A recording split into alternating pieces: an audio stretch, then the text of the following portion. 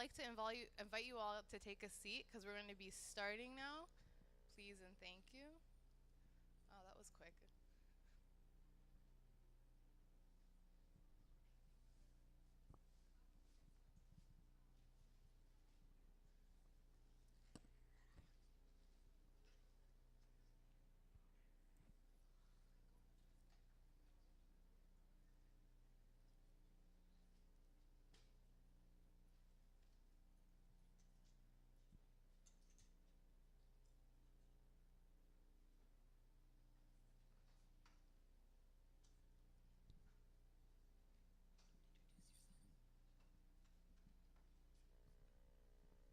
Assalamu alaikum, brothers and sisters.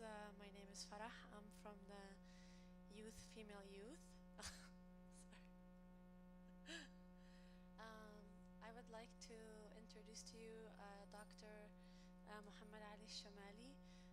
He is a very accomplished and respected guest, and we are very lucky to have him today.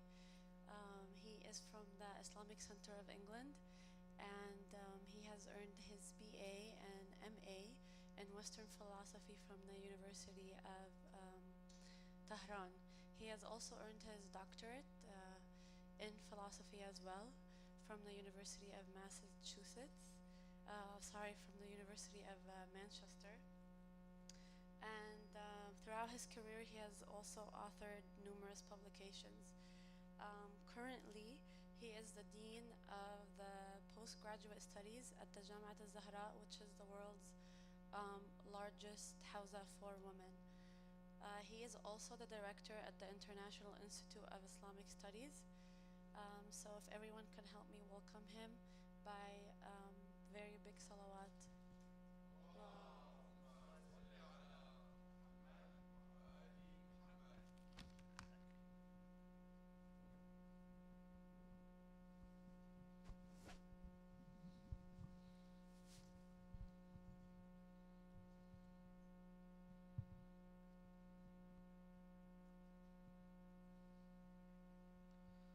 السلام عليكم ورحمة الله.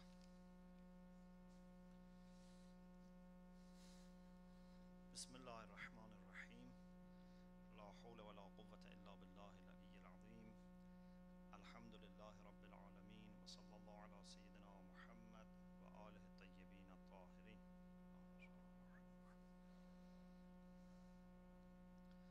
لا سيما بقية الله في الأرضين أجل الله تعالى فرجه الشريف وجعلنا من أعوانه وأنصاره.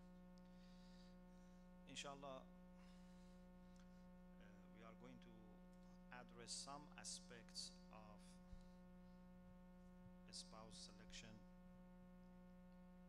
As you know, this is a very important, at the same time broad topic, and I just try to mention some of the things that I think are important. But to begin with, we should start with significance of marriage. In different traditions, religious or secular, they have different understanding of marriage and therefore different understanding of significance of marriage. Even sometimes you find that there is a kind of negative approach towards marriage.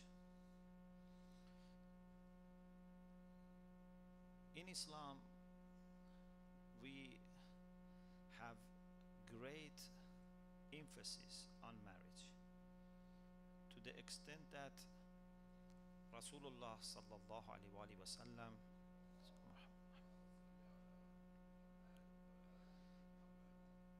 said, "An-nikahu sunnati." So marriage is part of my tradition, part of my religion. This is quite opposite to other understandings which sometimes think that marriage is something which is not good, and those who are really interested in spirituality should keep away from marriage. If you can have celibate life is much better.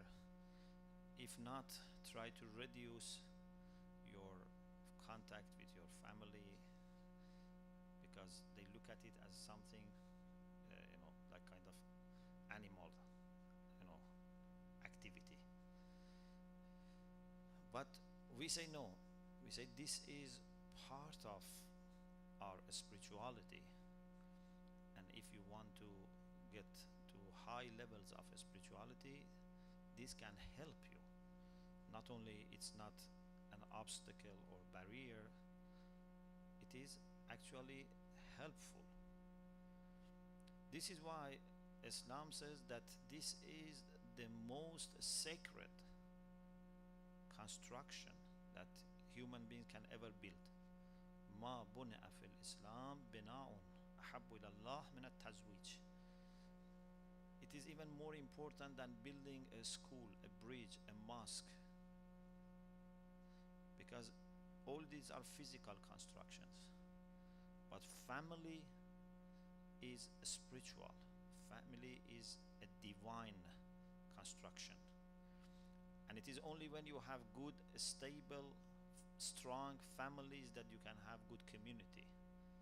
And it is within community that you can achieve your success. If you have no community, you cannot achieve success. So marriage is sacred.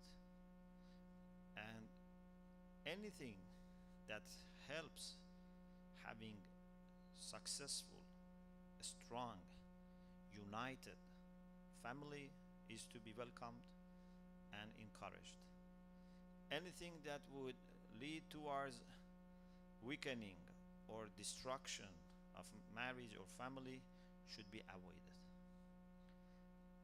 If someone or some people can bring two people together and help them with marriage, either by introducing them to each other, by negotiating, sometimes by financial help, whatever you can do to bring two people together to get married, you will be inshallah rewarded a lot. But if God forbids, two people who are married, someone goes and does mischief and separates them, this is a great sin. Allah subhanahu wa ta'ala says that when those two angels came and started teaching magic to people, the story of Harut and Marut. So they used to tell people that we are teaching you magic, but this is a test. إنما نحن فتنة. But unfortunately they were learning from them and doing something bad. And when Quran wants to mention something which is very, very bad, says يفرقون به بين المرء وزوجه. So one of the most vicious act is to separate husband and wife, to break a family. If a husband and wife have problem and you can reconcile, Amir al-Mu'minin alayhi salam says إصلاح ذات البين أفضل من عامة الصلاة والصيام. Bringing two people together, husband and wife, two brothers, two sisters, two colleagues, two neighbors, father and son. If you can bring two people together, is better than 1 year of praying and fasting. So everyone should try to help the youth to get married and inshallah remain in a strong unity.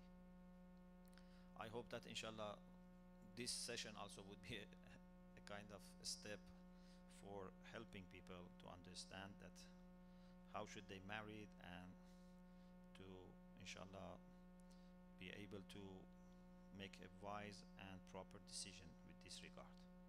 Some of the things that I think should be considered and taken into account are as follows. When you want to get married, you have to be very careful, because this is a big decision. It's not like buying a car or buying a house or even choosing a job or subject of your studying university. this is much more difficult. No one can get away from the outcomes and consequences of this decision. Even if God forbids it leads to divorce, it doesn't mean that it is cancelled altogether. No, the impacts and outcomes are there forever, for both sides, for the children, for families. Even if God forbids, for example, one side dies, the marriage is not cancelled. The outcomes are not forgotten. This is something that can never be reversed, can never be taken into the condition which used to be there before. We have to be very, very careful. It is very important to marry, but it is very important to know how and when and with whom to marry. Many people, when they marry, they say, we wish we didn't marry. Sometimes marriage leads to so many problems that if people knew, they would not have married. 2-3 days ago, someone whose son is getting married, asked me to pray. He said, Alhamdulillah, now his half iman is protected, so please pray. I said, when you marry, half is protected, but the other half is put into danger. Because when you marry, you have lots of responsibilities. When you were single, you didn't have that responsibilities. Unfortunately, what I see is that many people nowadays marry, but their mentality doesn't change, and they want to remain as single. When you have a wife, when you have children or no children, you cannot do the things that you used to do when you were single. You have to spend more time at home than a single. You cannot go and enjoy, with your friends, your time outside, and when you are tired, go home and expect someone to be there to welcome you, and smile and say, thank you that you finally came. For sure, this is not what you can expect. So, when people get married, part of their iman is, inshallah, secured. But as hadith says, فَلْيَتَّقِ اللَّهَ فِي النِّصْفِ الْآخِرِ. So this means that you need more care and more attention as a married person. Sometimes people ask, when should we marry? I say there are physical conditions, there are financial conditions, there are social conditions, there are so many different things. But one thing which is very important is you should marry when you think that you are responsible enough to be part of a lifelong commitment, to make another person happy. Am I mature enough, responsible enough to make my husband or my wife happy? Instead of expecting he or she making me happy, I should get married because I want to make someone happy. I want to please Allah subhanahu wa ta'ala by looking after someone, and then inshallah having together children to look after. So it's a matter of responsibility. It's not a matter of just enjoying and gaining. You are not starting a financial business that everyone wants to draw towards himself or herself. It's a spiritual exercise. Ayatollah Mutahari rahmatullah alayhi has a very beautiful point.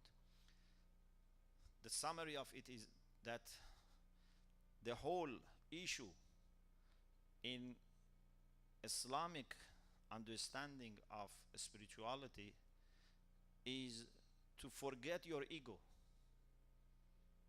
to get rid of selfishness. When you marry, you learn that you have to forget part of your selfish desires. Yourself grows. When you marry, you find your happiness not only in your personal happiness. When your wife or husband is happy, you become happy. Sometimes you go out of your way to make them happy or make your children happy.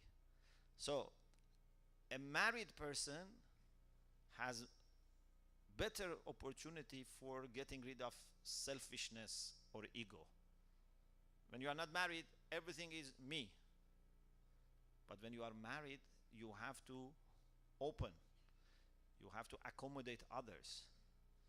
And of course, we as Muslims have to open so much that we can accommodate all our community, all brothers and sisters in faith, in the love for Ahlul Bayt alayhimu salam. We should be able to go out of our way to make them happy. But it starts with at least this level.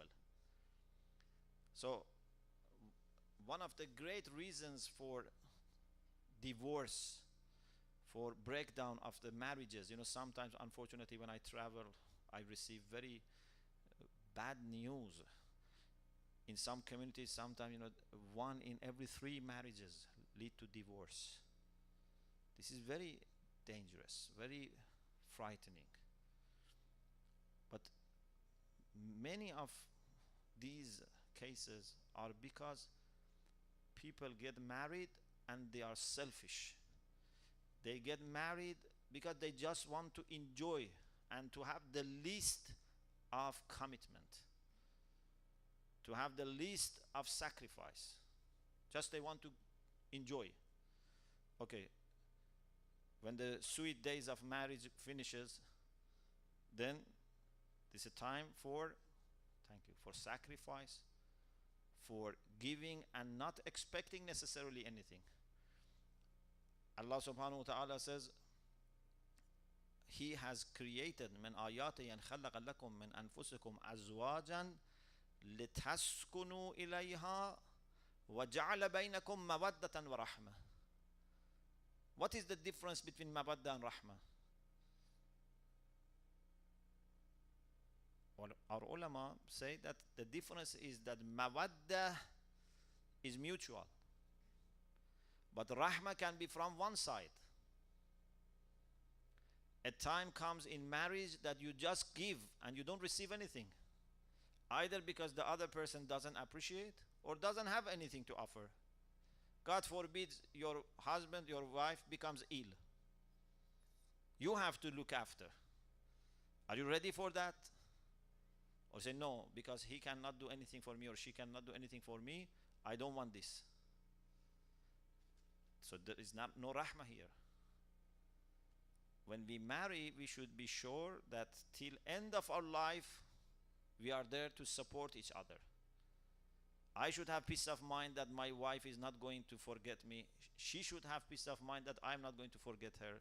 We are going to look after each other, not because we are receiving necessarily all the time equally from each other. No, because there is rahmah. Rahmah is like rahmah of Allah for us. Is He receiving anything from us? Rahmah of the Prophet, rahmatan lil alameen. Is he receiving from people? Rahmah doesn't need to be reciprocated. So we have to first have very clear understanding of the purpose of marriage. And based on that, work on our side and the other side. I have to work on myself and have a clear understanding of why I'm marrying. I also should look for someone that has the same understanding of marriage. Otherwise, either from my side or from the other side, there would be problems. And sometimes from both sides. In my understanding, one of the major requirements for having successful marriage is if both sides are ready to forget their ego, their selfishness. If a person with his father or mother or brothers and sisters is selfish, with his wife would be worse. You cannot say all of a sudden it will change. The same if it's a girl selfish. You cannot just by few meetings or by chatting understand these things. This needs inquiry, asking friends, asking the people who know the person, and being really objective. Unfortunately, when people have contacts, sometimes they will be so much affected by emotions that they cannot see the reality. In traditional way of marrying, that when parents were involved more, sometimes there were problems, but at least there was a good chance that before the girl and the boy develop a strong emotions, some checkings were already done by the parents. But nowadays we see that before any checking, they first look at each other, they like each other, then they never understand the truth. I have had discussions with many people. They say, I am sure that this person is the best.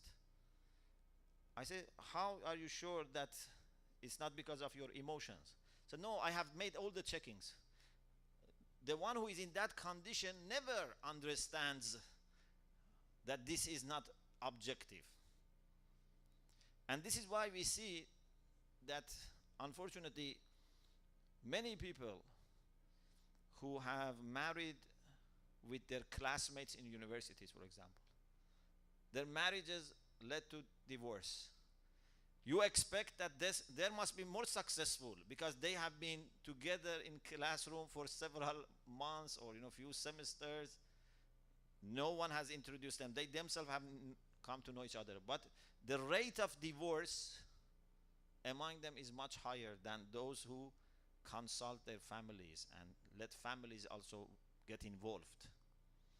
Because we become very emotional and we cannot see the truth. As we say, حُبُّ الشَّيْءِ يُعْمِي وَيُصِمُّ. It makes you blind. Pardon? Yeah. Not only أعمى, يُعْمِي means make you also blind. So we have to, inshallah, try to inquire by consultation, by involving experienced people, family members, and then if we see that the major requirements are there, then we can meet, we can talk. That's not a problem. But before making all the checkings, start having relation with this and that, this is not good. This is not healthy, and also this is not successful. You fail. So I think one of the most important things, as I said, is to find a person who is ready to undertake responsibility for life, not to be selfish, to be ready to support without expecting necessarily all the time receiving something. Not someone that as soon as does a little thing says, this is what I have done, you have to give me back. Not this type of thing. Another thing which is, I think, important is that we should not delay marriage when a good case is there. Especially I'm saying this to sisters, because we see, unfortunately, this is very much spreading, that our sisters, our girls, when they have very good proposals, they say, I want to study. First, I have to get my undergraduate, then my master, then my PhD. Always they delay. Then a time comes that they have PhD, they have job, they have everything, but there is no proposal. They had very good proposals before, but they refused. Now the age is high. Expectation is also high. If you have, PhD, then it's difficult for you to marry someone who is has an undergraduate degree. If you have a big job, it's difficult for you to marry someone who has either, low-com job or something, intermediate. So you are losing your options because of, first, your age is increasing. Second, your expectation is going high. So you become overqualified for marriage. And we have many cases. I don't know how is the situation in this community, but I visit many communities, and we have this phenomenon that when it is good time for marriage, they say no, no, no. And sometimes parents also accept, or they don't have any choice. But even parents later regret. I'm not saying that women should not study. No, they should study. But when you find a good person, a mu'min, understanding person, then don't delay marriage. Because this is more important than getting a degree. You can always study, but your options will be more and more limited. So this is also very important, that our hadith also say that if a good mu'min, and by mu'min we don't mean just someone who says prayer or comes to the mosque. Mu'min is the one who fears Allah subhanahu wa ta'ala. Mu'min is the one who doesn't want to hurt anyone. Mu'min is the one who is kind. If such a person comes to you and his income is not that much high, or I don't know, for example, his qualification, but he's good mu'min, good akhlaq, supportive, you shouldn't reject. Otherwise, expect big problems to come. The hadith says expect calamities to come. Perhaps one calamity is this, that you never get any good, successful marriage in future. So if someone with reasonable qualities come, don't delay because of studying, or because you want someone to be richer, or you are looking for someone who is ideal. No. If he has the requirements, it's enough. We don't have any person in this world who is perfect. No one is perfect.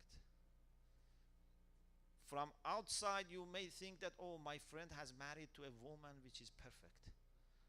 But this is to judge from outside.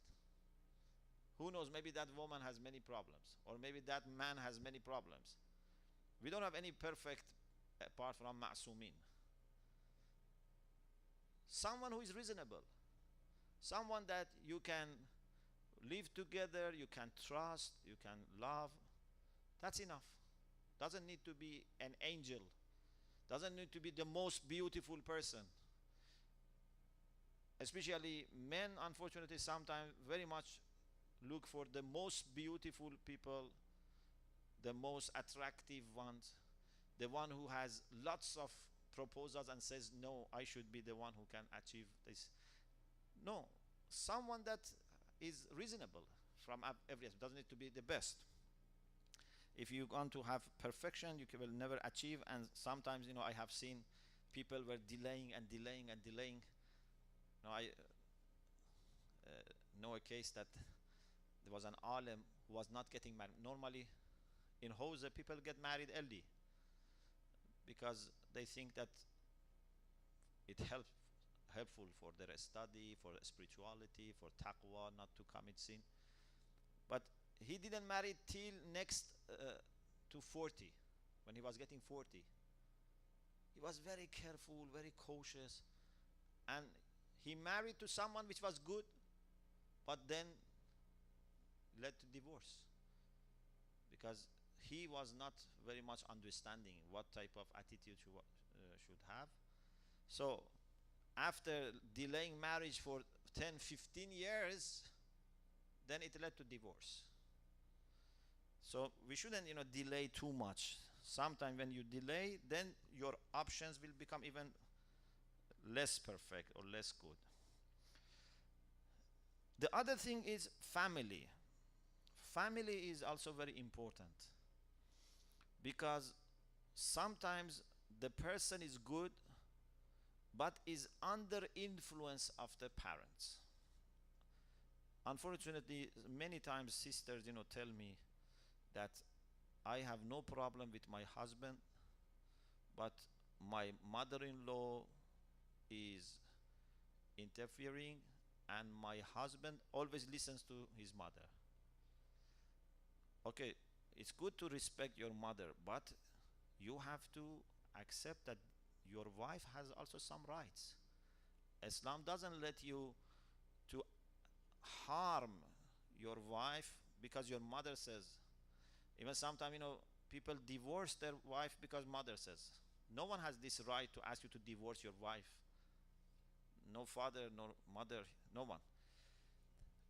So, if the person is a person who doesn't have this independence, and the family are not understanding, are not kind, are not supportive, they think that, for example, my daughter is my servant, then this is going to create problems, especially for the girls.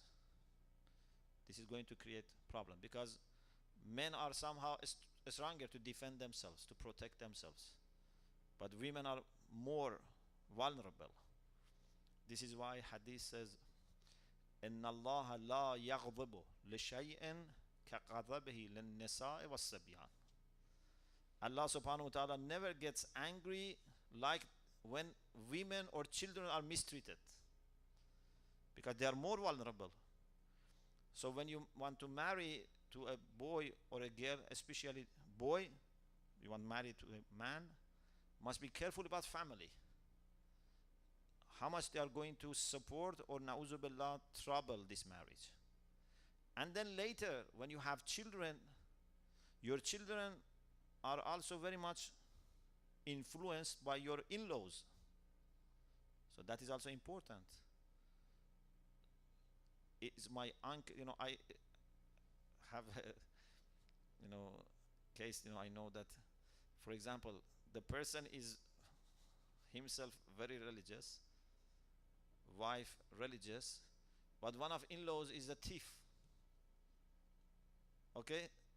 So, do you want the uncle of your son or daughter be a thief, for example?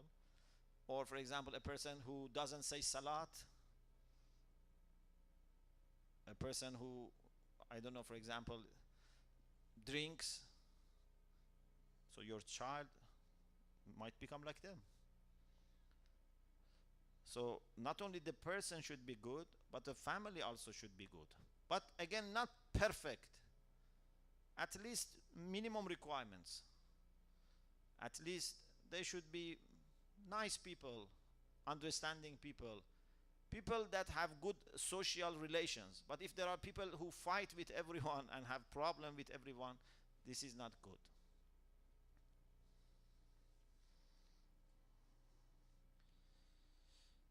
The other thing is what we call kuf. And this is very important, and it needs lots of checking to match, to have the same understanding, the same rationality, the same level of maturity. This is very important. If they have two different worldviews, for one person, although he is a mu'min, but the most important thing is money. But for the other one, the most important thing is religion. Someone wants always, to put money over money, but the other person is religious. Then it's very difficult. I am not saying that those who are not religious should marry to the people who are not religious, because then it makes it even worse. But I'm saying from the other side, if you are a religious person, try to marry someone also who understands you. At least doesn't later put you into lots of difficulties. Why you are observing, for example, hijab, or why, for example, you want to go to mosque every week, for example. Why we should send, for example, our children to madrasa.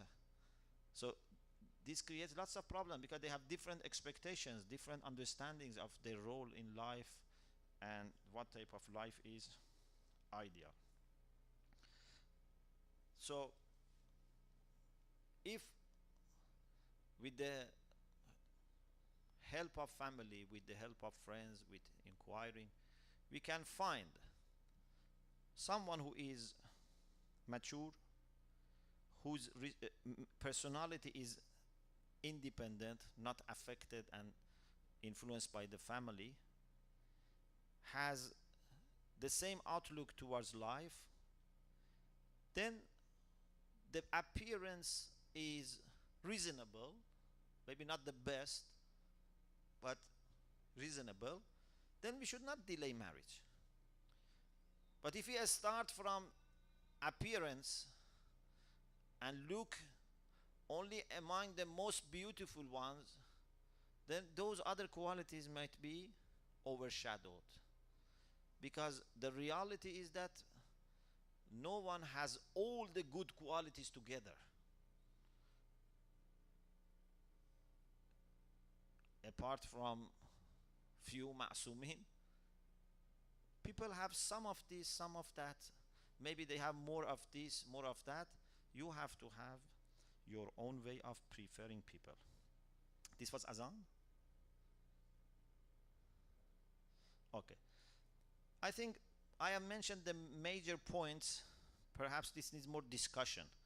So we can have salat and then we can have some questions and answers. And inshallah, the main thing is to ask Allah subhanahu wa ta'ala to help us. Prayer is very important. Pray yourself. Ask your parents also to pray for you, that inshallah you will have a very good understanding, caring, loving, inshallah, husband or wife. We should all pray for our youths, and we always, alhamdulillah, pray for them, but they should also pray themselves and ask Allah for help. This is perhaps your most difficult and most important decision in your life. By agreeing or not agreeing, both sides, you are making decision which can have consequences for all your life. May Allah subhanahu wa ta'ala enable our youths, inshallah, to find best match, and may Allah inshallah protect our families from anything which is bad and disliked. Thank you very much for your attention. If you have questions, inshallah after salat we can have short discussion. Wa akhiru da'wana and alhamdulillahi rabbil alamin.